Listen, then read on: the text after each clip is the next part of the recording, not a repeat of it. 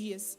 Eu verdadeiramente creio que esse é um ambiente profético, onde há um mover do Espírito de Deus nos conduzindo a lugares mais profundos com o Senhor.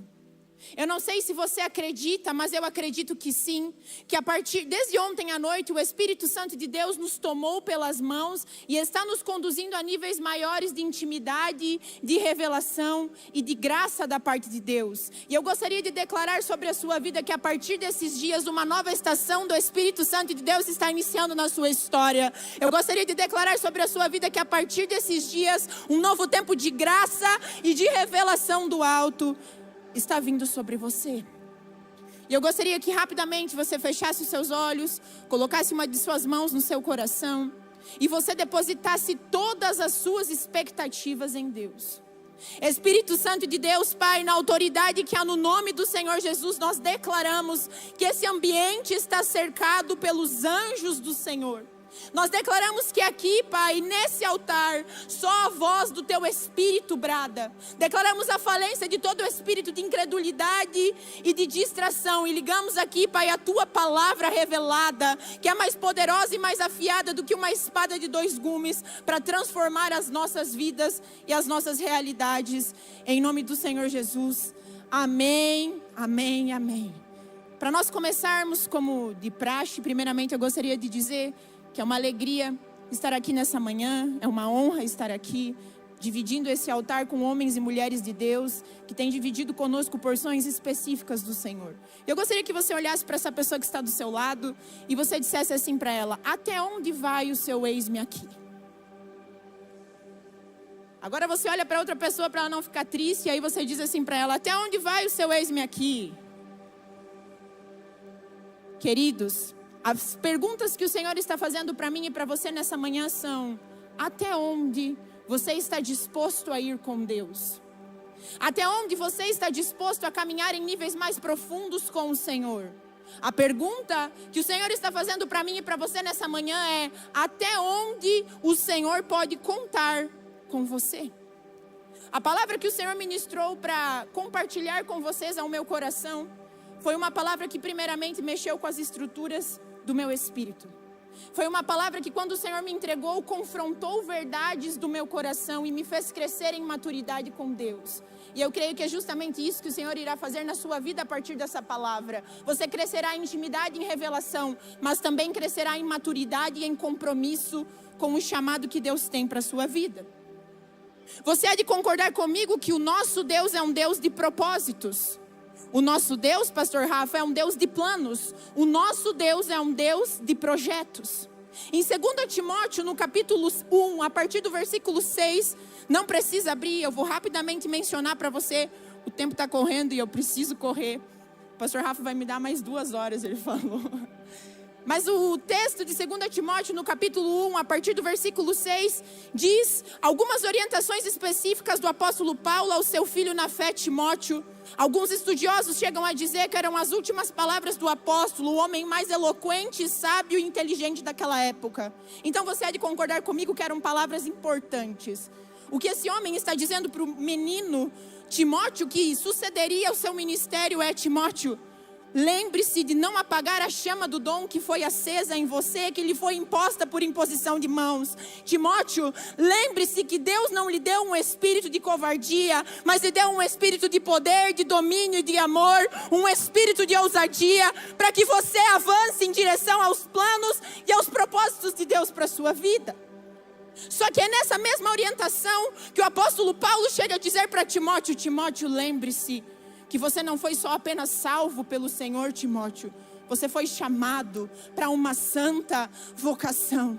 E o Senhor me trouxe aqui nessa manhã para dizer para você que o Senhor tem um plano específico para a sua história. O Senhor tem um propósito específico para você. O Senhor não só te salvou, mas Ele também te chamou para cumprir algo na sua vida. E é por isso que eu gostaria de saber quantos aqui estão verdadeiramente dispostos a viver os planos de Deus. Ao longo de toda a historicidade bíblica, nós vamos perceber como Deus levantou e chamou homens e mulheres para cumprirem os seus planos e os seus propósitos. Homens e mulheres que viram com seus próprios olhos, mas mais do que isso, realizaram com suas próprias mãos falhas e errôneas, sinais, prodígios e maravilhas da parte de Deus. Porque nunca foi sobre a minha e a sua capacidade, nunca foi e nunca será sobre a minha e a sua habilidade, nunca foi e nunca será sobre a minha e a sua eloquência, mas sempre será sobre o poder de Deus que está em nós, que nos dá um espírito de ousadia, para que venhamos viver os seus planos e os seus propósitos. Na antiga aliança, nós vamos ver Deus chamando homens como Moisés, Abraão, Samuel, Isaías, para cumprirem propósitos específicos da sua parte. Na nova aliança, nós vamos perceber que Deus dá continuidade a esse chamado, levantando Ananias, Maria, os discípulos, para cumprirem esses propósitos. Mas dentre tantos homens que eu poderia citar aqui, que foram levantados e cumpriram seus propósitos com êxito, eu escolhi especificamente citar esses homens: Abraão, Moisés, Samuel, Isaías, Ananias, Maria, porque esses homens, eles possuíam algo em comum. Repita comigo: eles possuíam algo em comum.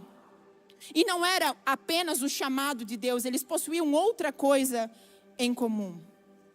Dentre esses homens que eu citei para vocês, o que especificamente eles tinham em comum era a resposta que eles deram para Deus.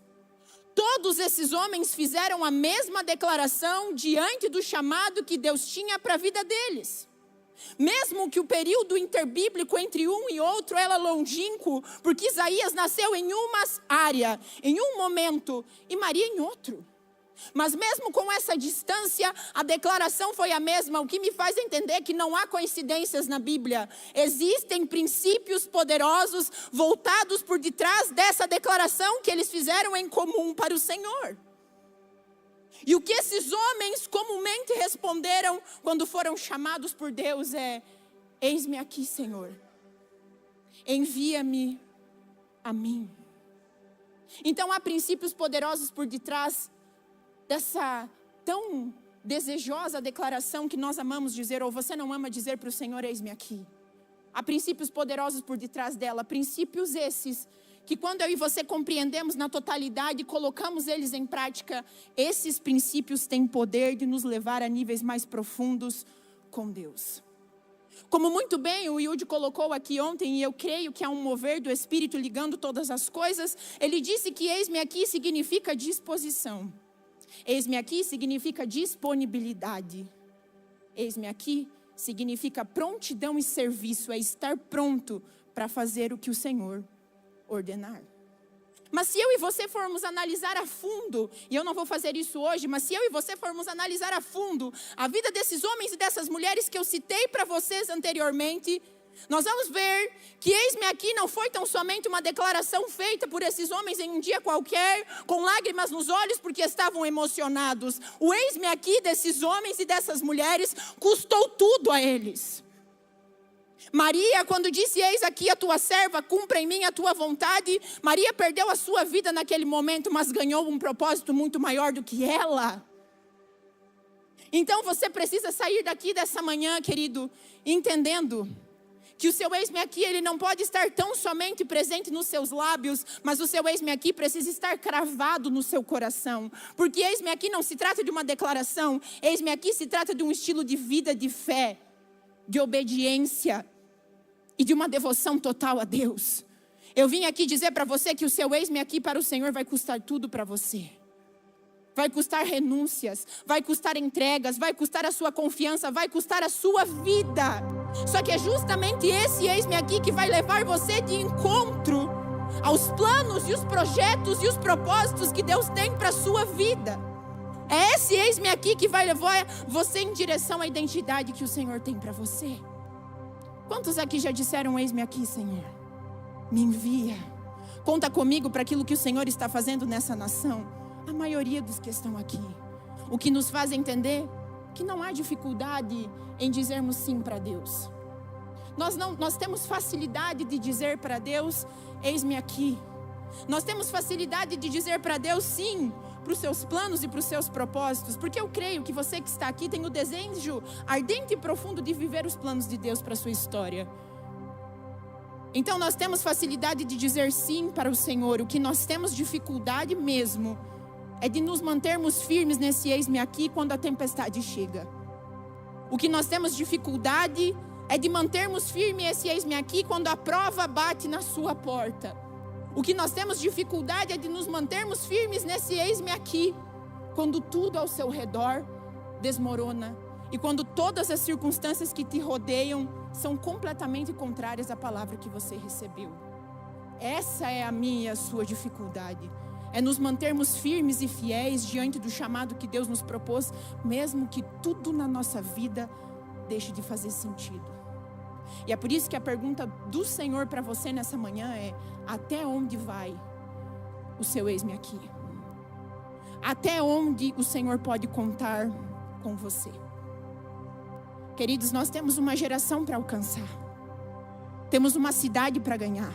Temos cativos para serem libertos, oprimidos para serem alcançados, enfermos para serem curados. Mas o que eu e você precisamos entender nessa manhã é: até onde estamos dispostos a ir com Deus? A palavra de Deus nos diz em Isaías 6, não precisa abrir, que quando Deus chamou esse homem para ser um dos maiores profetas do Antigo Testamento, o profeta messiânico, o profeta que falou com maior exatidão acerca de quem Jesus Cristo seria, o que acontece é que no exato momento em que esse homem é chamado, Deus lhe dá uma visão. E Isaías 6 vai nos dizer que no ano em que o rei Uzias morreu, Deus apareceu a Isaías em uma visão, e Isaías viu o Senhor assentado em um alto e sublime trono, onde os serafins continuavam de maneira incessante bradando: santo, santo, santo.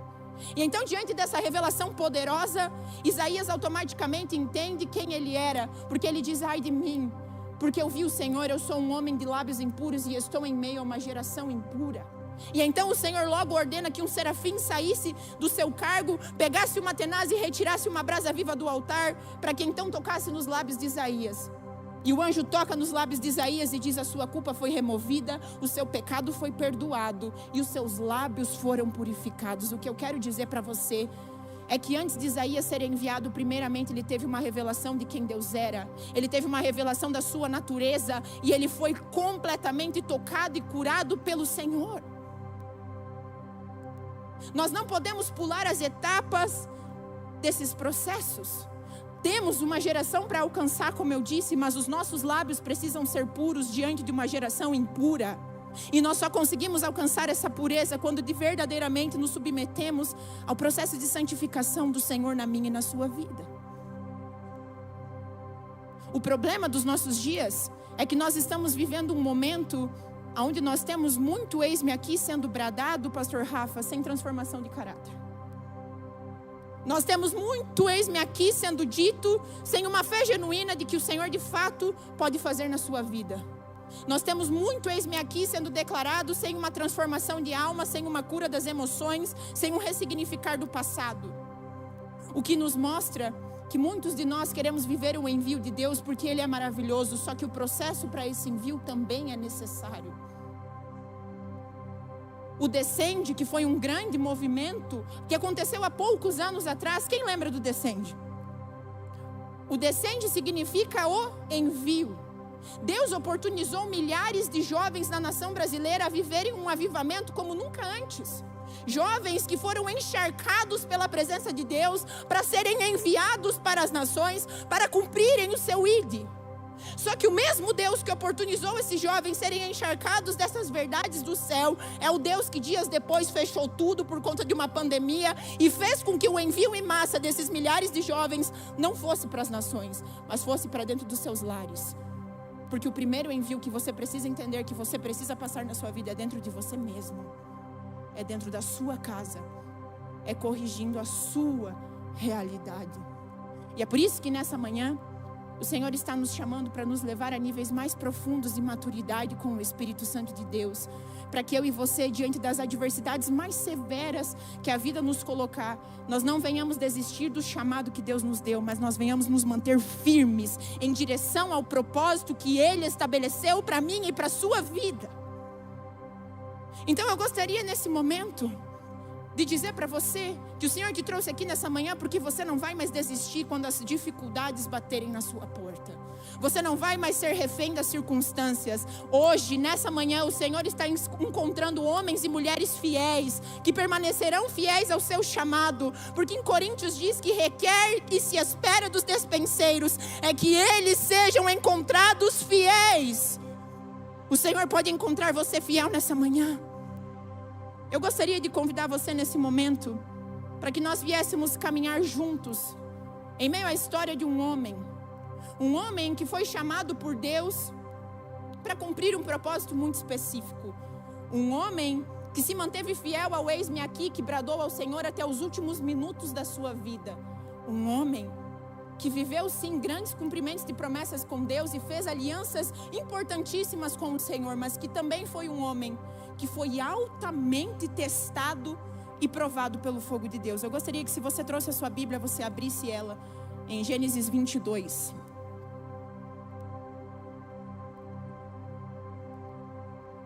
E antes de nós lermos esse texto, eu gostaria de dar para você um plano de fundo a respeito do que está acontecendo aqui nessa história. Abraão, como você muito bem sabe, foi o homem chamado por Deus para sair da sua terra, da sua parentela e da casa do seu pai, para que então começasse a peregrinar em uma terra que Deus lhe daria por herança. A palavra de Deus então nos diz que Abraão obedece sem pensar duas vezes, de maneira pronta e imediata, aos direcionamentos que Deus lhe deu. Ele tenta levar seu sobrinho junto com ele, mas ele entende na metade do caminho que isso não seria bom e oportuno para que ele vivesse as promessas, e então Ló vai embora. E no exato momento em que Ló vai embora, Deus amplia a revelação acerca da promessa que ele tinha na vida de Abraão. Agora Deus diz para Abraão: Abraão, a sua descendência será tão numerosa quanto o pó da terra e tão numerosa quanto as estrelas do céu. A questão é que Abraão foi chamado com 75 anos de idade, querido. Repita comigo: 75 anos.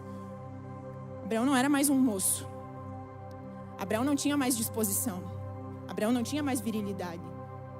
E a sua esposa também era avançada de idade, e além de ser avançada de idade, ela tinha um diagnóstico de esterilidade no seu ventre. Sara não podia gerar filhos. Só que o incrível é que Deus escolhe justamente esse casal improvável para levantar uma descendência tão numerosa quanto o pó da terra, o que nos mostra e nos diz que o nosso Deus é o Deus do impossível. Não há causas impossíveis para o Senhor. E então o Senhor levanta esse casal para serem os seus representantes aqui nessa terra. E o que eu quero dizer para você é que no meio do seu caminho de fé, Deus vai prometer coisas para você que nem sempre aos seus olhos essas coisas farão sentido num primeiro momento. E é nesse momento que você precisa se lembrar que você não foi chamado para entender, você foi chamado para confiar, você foi chamado para obedecer, e você foi chamado para entregar a sua vida a Ele. Então, mesmo diante de todas essas circunstâncias desfavoráveis, Abraão sempre se mostrou ser um homem disponível para viver os propósitos e os planos de Deus para a sua vida. Abraão, no meio do caminho, tenta dar uma ajudadinha para Deus, deita com essa serva Agar, gera Ismael, mas a promessa que Deus tinha dito para ele era muito clara: o descendente virá do ventre estéril de Sara e se chamará Isaque. E então, quando Abraão completou 100 anos de idade, quantos anos Abraão tinha quando ele foi chamado por Deus? 75. 25 anos de espera. Quando Abraão completa 100 anos de idade, Isaque, por fim, nasce. O filho da promessa agora, tão aguardado. Depois de muitas lágrimas, eu acredito, 25 anos crendo que Deus iria cumprir aquilo que Ele prometeu. Agora, o menino está nos seus braços. Sara está contemplando a oportunidade que Deus lhe deu de contemplar e viver esse milagre. Então você há de concordar comigo que esse casal estava no nível mais alto de alegria e de celebração. Amém? O pessoal da banda podia me ajudar, né? Com um tecladinho, tá tenso. E então, esse casal, eles estavam juntos, vivendo o momento mais célebre da sua vida. E o que acontece é que exatamente diante desse cenário tão maravilhoso, que nós vamos ler a passagem de Gênesis 22. Pode abrir Gênesis 22, 1. Nós vamos lendo aos poucos e nós vamos extraindo desse texto as revelações que Deus quer trazer para mim e para a sua vida, amém? Você vem comigo até o final? Gênesis 22, 1 diz: passado algum tempo, Deus pôs Abraão à prova, dizendo-lhe: Abraão. E ele respondeu: eis-me aqui. O que está acontecendo aqui é, a Bíblia diz que foi o diabo que colocou Abraão à prova? Quem colocou Abraão à prova? Deus coloca você na prova, querido. Deus coloca os seus filhos na prova, sim, para poder gerar uma fé mais madura em você, para poder gerar uma confiança maior em você. Deus coloca os seus filhos na prova, não para os matar, mas para os levar para níveis maiores com Ele. E então Abraão, diante do chamado de Deus, disse: eis-me aqui, Senhor. O que está acontecendo aqui é que Abraão já caminhava 25 anos com o Senhor. Abraão acabou de viver a maior promessa da sua vida. Mas mesmo anos depois de ter sido chamado por Deus, esse homem continuava a declarar em seus lábios: eis-me aqui, Senhor, eis-me aqui, Senhor, eis-me aqui, Senhor. O que nos ensina que independentemente do tempo que passe, quantas promessas eu e você colecionemos de Deus, nós sempre precisamos estar disponíveis para o Senhor. E então, diante do eis-me aqui que Abraão bradou naquele momento, Deus colocou Abraão diante da maior prova da sua fé. Veja o que o versículo 2 diz. Então disse Deus: tome seu filho, o seu único filho, a quem você ama, e vá para a região de Moriá. Sacrifique-o ali como holocausto, num dos montes que eu lhe indicarei. O que está acontecendo aqui? Diante do eis-me aqui de Abraão, para Deus, é como se Deus estivesse dizendo: está disponível para mim, Abraão? Então pega a promessa que eu dei para você, aquela que você esperou 25 anos para se cumprir, sabe?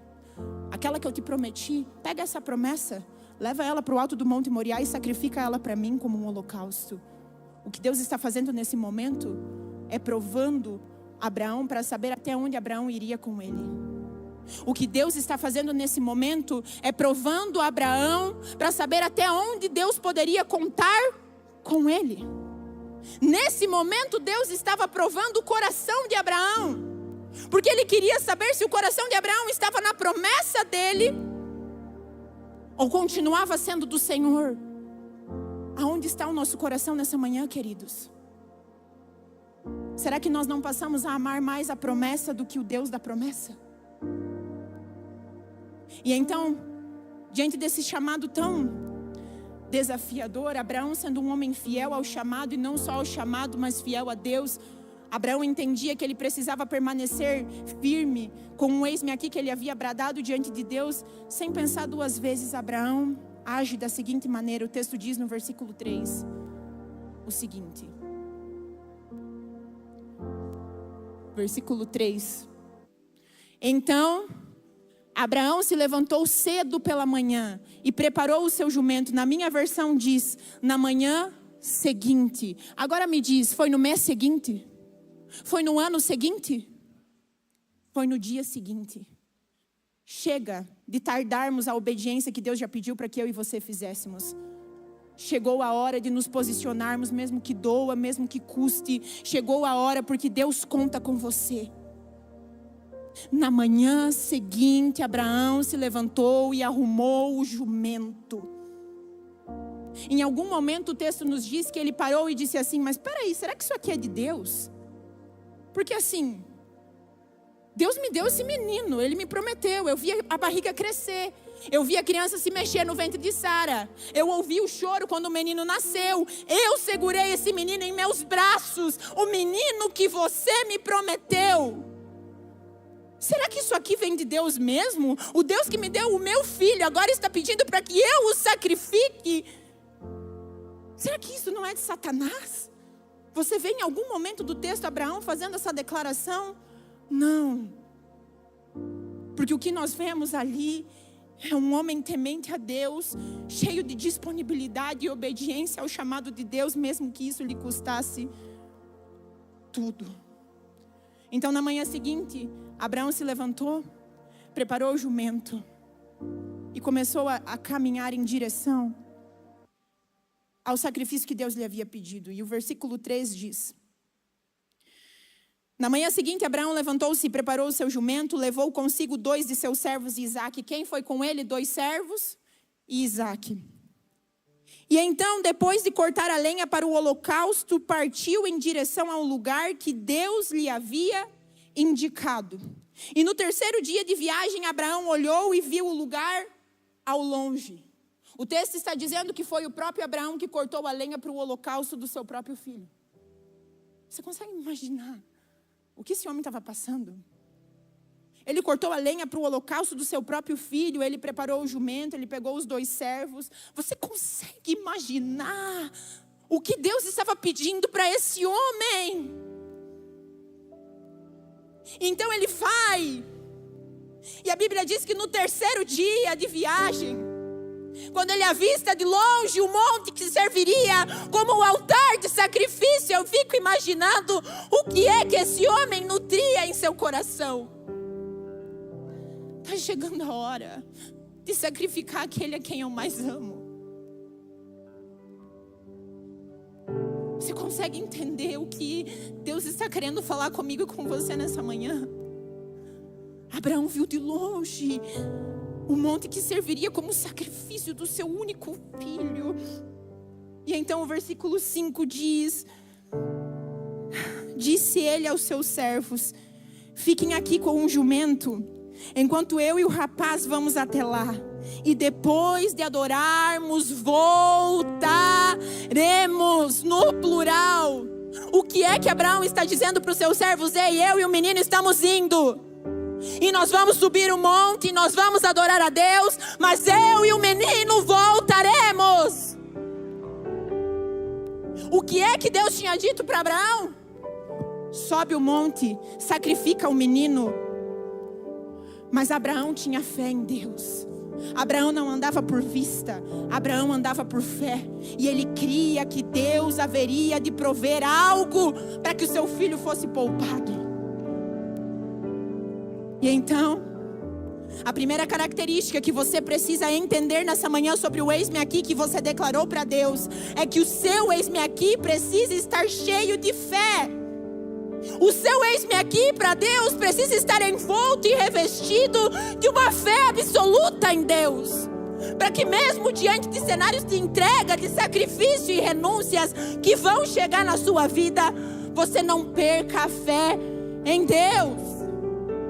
Então o versículo 6 diz: Abraão pegou a lenha para o holocausto e a colocou sobre Isaque, o seu filho, enquanto ele mesmo carregou a brasa e a faca com as próprias mãos. Isaque já não era mais uma criança. Isaque era um menino grande, porque levava a lenha do holocausto que serviria para queimar o seu próprio corpo nos seus ombros. E Abraão estava levando as brasas e a faca na sua mão. Mas olha o versículo 7. Isaque disse a Abraão, seu pai: meu pai.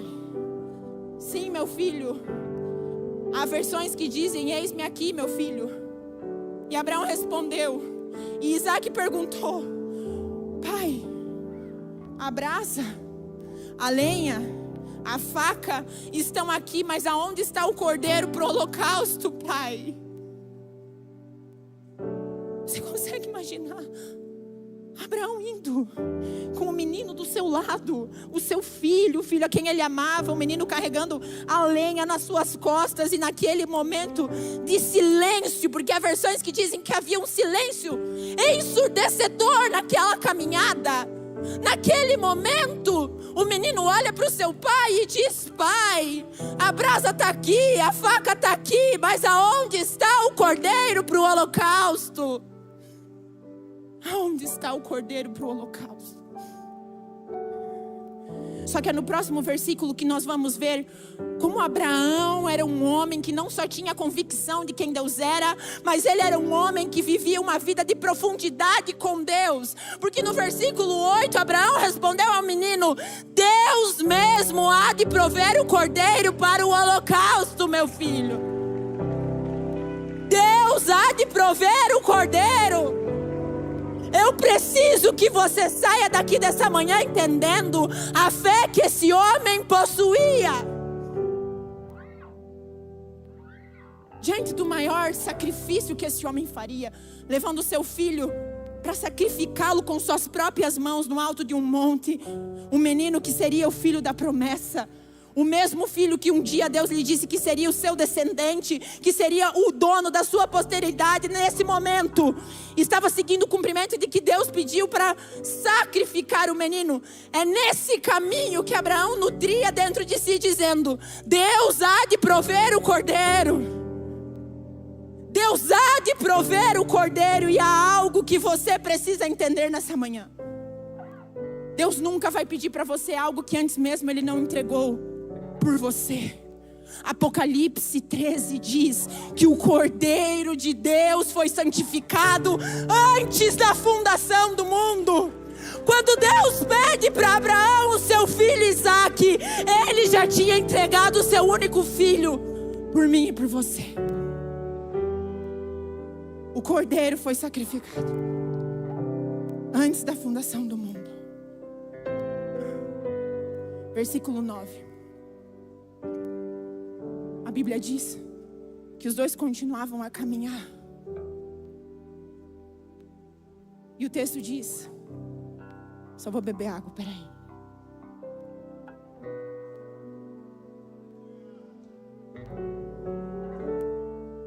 O texto diz: quando chegaram ao lugar que Deus lhe havia indicado, que era o alto do Monte Moriá, Abraão construiu um altar e sobre ele arrumou a lenha. Eu fico imaginando Isaque olhando o seu pai,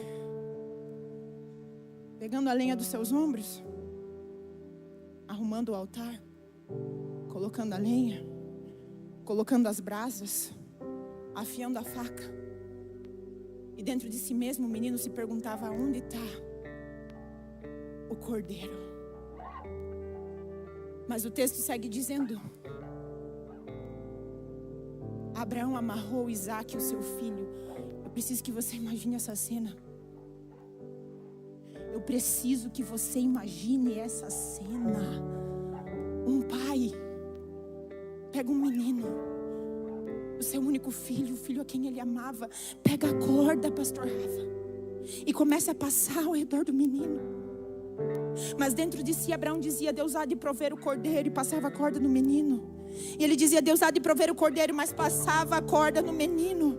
Mas Deus há de prover o cordeiro, mas passava a corda no menino. E então ele pega esse menino amarrado e coloca sobre o altar do holocausto. E eu fico imaginando o que estava passando na cabeça de Isaque.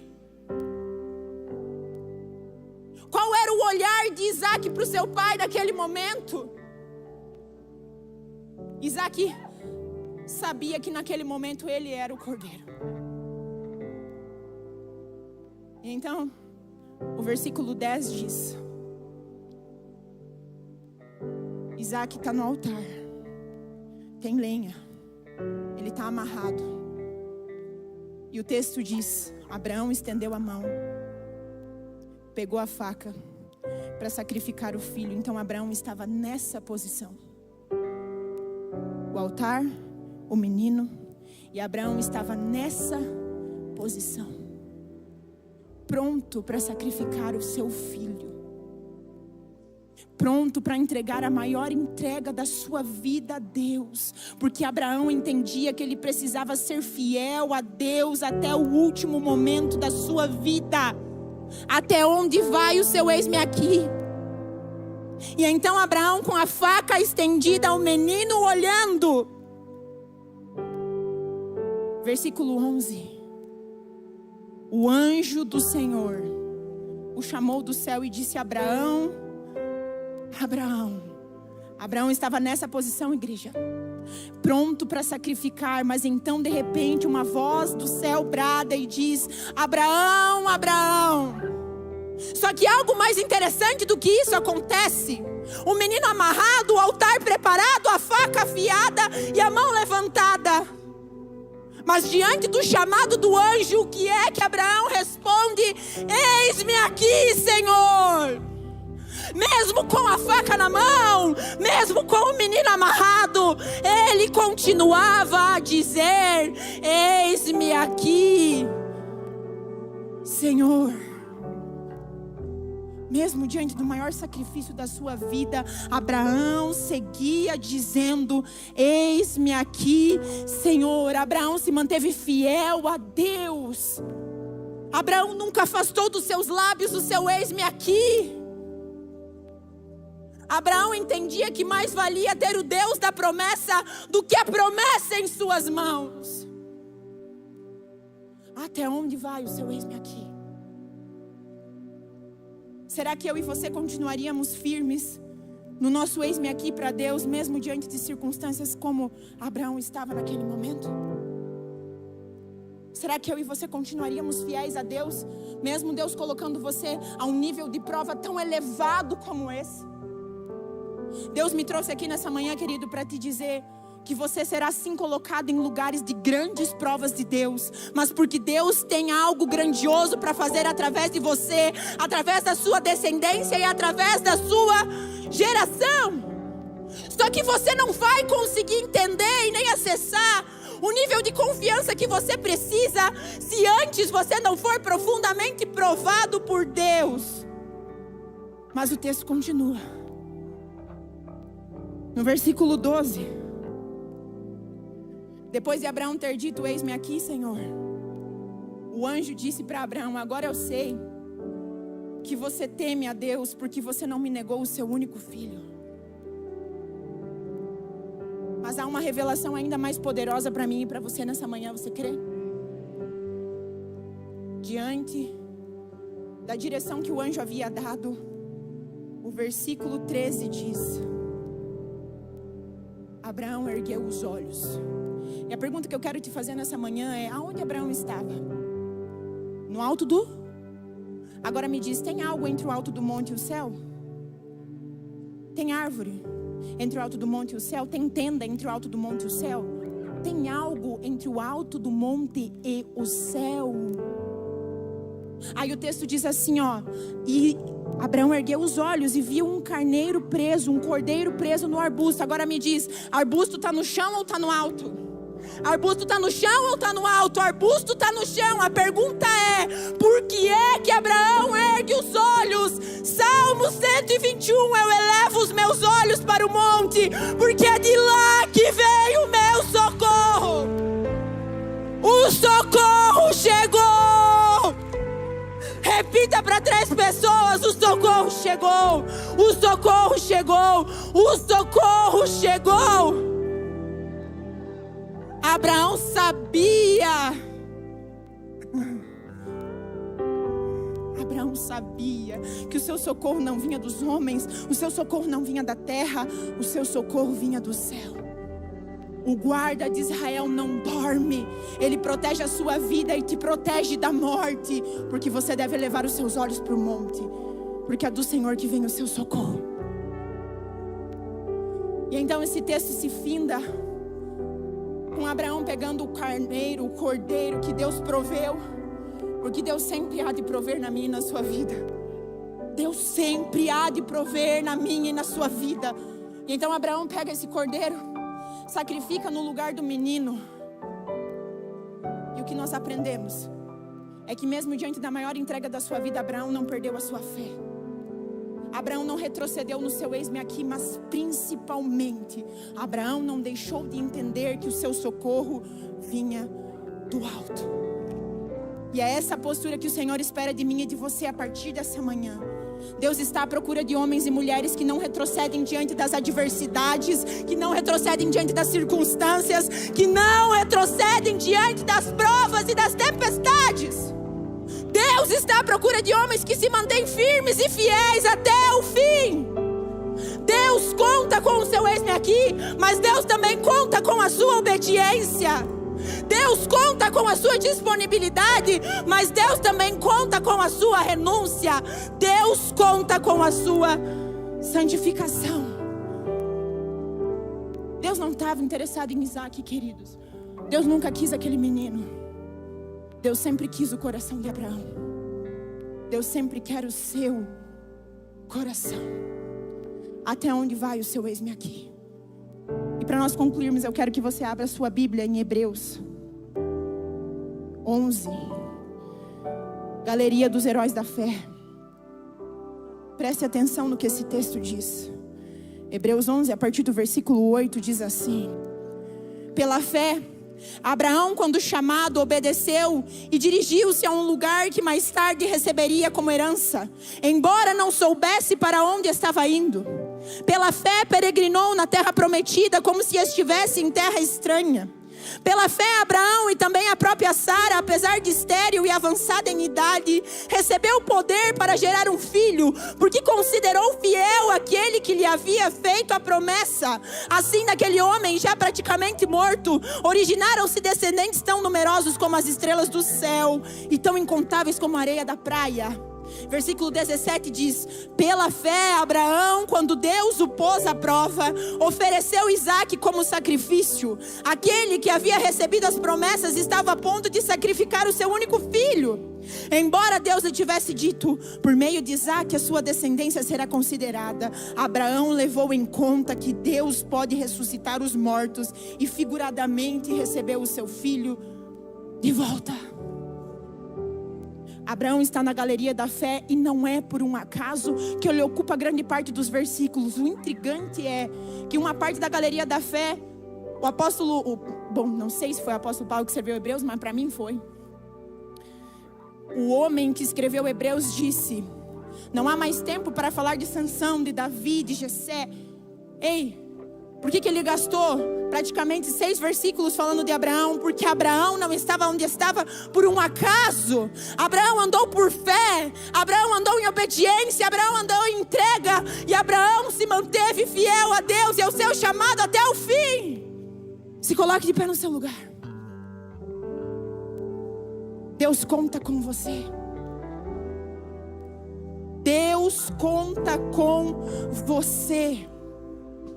Deus está levantando nessa manhã homens e mulheres dispostos a bradar: eis-me aqui, mesmo que te custe tudo. O Senhor está levantando nessa manhã homens e mulheres disponíveis, dispostos a abrir mão do que for necessário para que vivam a plenitude dos seus propósitos. As pessoas vão se confundir olhando para você dizendo: ei, da onde vem isso? E você vai dizer: vem da minha entrega, vem da minha renúncia, vem do meu secreto. Feche os seus olhos no seu lugar.